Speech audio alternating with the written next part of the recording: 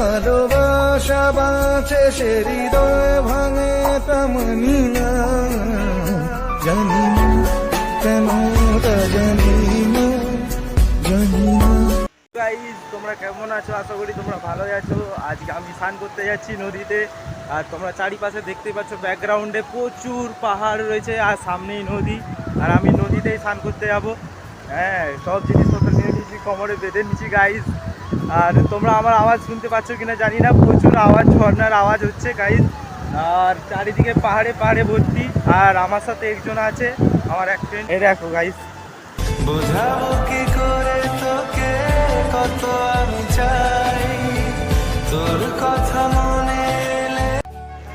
So guys এখন তোমরা দেখতে পাচ্ছ চারিদিকে সবাই স্নান করছে, আর আমি এই পাশে ভিডিও করছি। আমার কি লজ্জা লাগছিল, তো আমি তাই ভয়েস করতে পারিনি।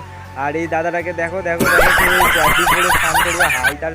সো তারপর আমি চলে গেলাম নদীতে স্নান করার জন্য।